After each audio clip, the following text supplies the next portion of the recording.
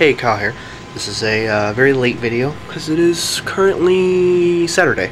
It is 12:30 in the fucking morning, and I need to get this video done and through and go to bed.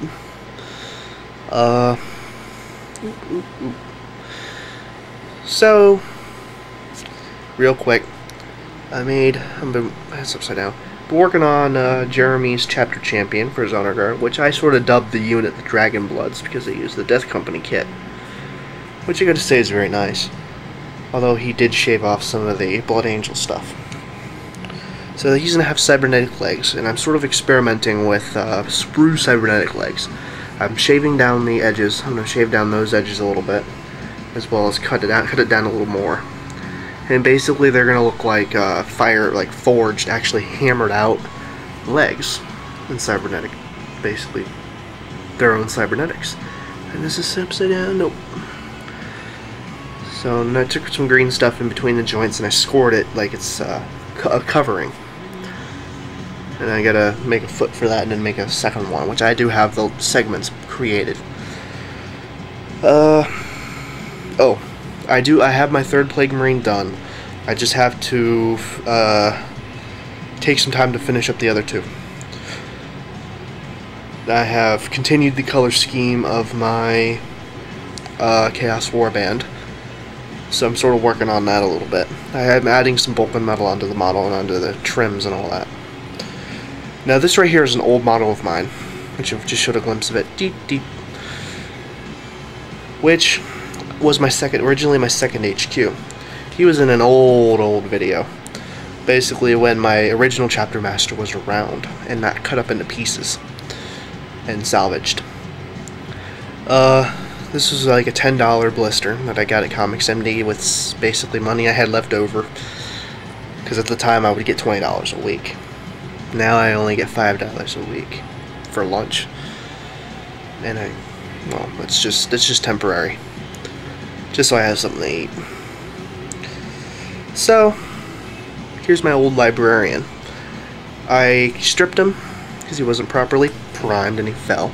He wasn't properly primed, and he wasn't of a legal paint job, because he had Swamp Breaker armor as a librarian. And from what I can tell, from what I've known, well, from what I know, they have to be a blue similar to Ultramarines, maybe a little darker.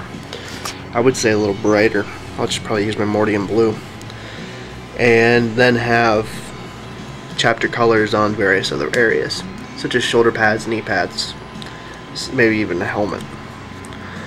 I took off the arm because when I soaked him in green, in the simple green, the high-grade adhesive, which was more of a gel, literally just vanished. So basically, while it was sitting in the simple green, the arm fell off, and it made it nice and clean, and also dulled the pewter, which actually makes the spray paint stick better. So what I'm going to be doing from now on, after my conversion, I'm actually going to start putting my pewter pieces into simple green and then scrubbing them, and then it'll basically dull the pewter to where the spray paint will stick better, and it also roughens it up a little bit so that it sticks better. So that's probably what I'm going to be doing from now on. And I repositioned the Stormbolter, which is actually a retrofitted Dreadnought Stormbolter. This one is taken from the, which one was this taken from? This is taken from the Assault on Blackreach. At least I think so. No, this wasn't the Assault on Blackreach. This is from the Dreadnought kit, the Venerable Dreadnought kit, because I used the Heavy Flamer instead of the Stormbolter. So I chopped it up and made a Stormbolter, put on a Marine. So I'll be painting him up again, but I won't be using him in games because this kind of loadout is not good for larger games, because no invulnerable. Only way a librarian can get an invulnerable save is to basically give him Terminator armor, get him the best armor save, an invulnerable save, you give him a storm shield. So I'm just gonna paint him up just to paint him up as a piece, just to paint up. Now, what I'm about to show you may be too awesome for human eyes. As I mean human because I'm a wargamer. I don't think they're technically human. Anymore, that is. Yeah, that's pointless. This model I've been sort of slowly throwing together and doing quite a bit of conversion work to it. This is going to be my replacement sergeant for the Assault on Black Reach model. His loadout is a power fist and a bolt gun. Yeah, sergeant can have a bolt gun and have a close combat weapon, because the sergeants are so skilled they can wield them one-handed. So, and this model is going to have cybernetic legs. What a unique cybernetic leg. Before I talk about that, I will show you to him. I just put on his right arm, so here he is. This is my future, it will eventually be completed, maybe in the next week. Tactical Sergeant. He will be the replacement. Now, a lot of these parts are actually from the old bike squad that I have, which was actually an old bike squad. The bike squad that I got was from the Dark. It was a previous Dark Angels one. It was like the one previous to the one now, and it had basically 3 basic bikes, all plastic everything except for the flamer. So it came with like a pewter one-handed flamer, which would be good on other things, and a pewter power sword, which is actually on my my kit bashed sergeant, the one with the banner, basically.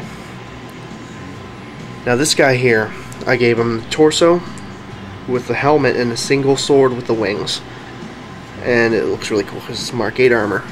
Normal backpack, and I took this not Blood Angel, but Dark Angel sort of banner and put that on there just to make him stand out. And the reason for this, I wanted to make him look like he had feathers, because I wanted to make it look like he goes really, really fast, which I will explain soon. The bolt gun arm, this right here was actually a spare arm that gripped the handlebars on the bike. Basically, it was the one that I used one of them for my Lord for the torn up arm, and this is the one that would basically go on either the one with the flamer or the one with the power fist. I cut off the hand, and I cut off the hand, which the hand was already cut off. So the hand was cut off, and I cut the shoulder and repositioned the shoulder so it looks like that the arm is pointing straight forward. I glued the shoulder pad on at an angle, and I put a ball of green stuff to sort of flatten that surface out so I can glue it. And I took a hand off of one of the standard issue bolt gun arms, basically to where it would be the hand that would grip the grip of the bolter, and then there would be one on the trigger. I got one with the trigger, and I cut the hand off cut the hand straight off and glued it onto the end. Then I took this old, it's somewhere between Mark 2 and 3 bolt gun. And I just stuck that on there and made it look like that he is aiming it forward, and I might try to position it. Oop, shit. And I just loosened up the arm. So it should harden. Actually, I can position it a little further up. There we go. I basically just freed up the plastic glue bond, which I will have to rip it out, which I just did. So I just had to rip the arm out. I will super glue it back in. So basically I'm going to position it a little farther up. The green stuff still hasn't hardened. So basically I'm going to try to aim it a little farther up so he's like this. Now this right here, as you've probably saw the glimpses of, is a Terminator Power Fist. It was the one that came with the Terminator that I got for free, that was put up for $3, but it never sold. Terminator, pewter Terminator, which became my Nergal Lord, was a guy that had 2 left arms. He had a chain fist and a power fist. Considering this power fist is actually much smaller, it fits rather nicely. And I'm going to see if I can fix this while I do this. And I gotta say, it turned out rather well. Now, what I'm going to do with this, considering the positioning, and considering I want him to make it look like he's really fast, this guy is going to have a very unique cybernetic leg, and my freaking focus is going crazy. Hang on one second. There we go. This guy, from the second Transformers movie, I'm sure a lot of you will recall RC. The RCs, which is kind of stupid. There's only one RC, there's not 3 of them. But I'm not going to go into Transformers, that's from when I was young on YouTube. Alright, I fixed it. So I want to have it look like that he's aiming it right forward at an angle. Sort of like that. Let me drop it a little bit. I only have a little time before it completely hardens up from the super glue. Basically, you know how RC had the one single leg with the one tire? That's basically what I'm doing with this Sergeant. He's going to have one tire and a leg that goes down, sort of like a unicycle. And that's what he's basically going to have. There we go. I had to force the shoulder pad forward. So that is the arm. And this Sergeant will have a cybernetic unicycle leg, which will basically be like a racing tire, which I am actually planning on building the tire from scratch. I looked through all of my Transformers.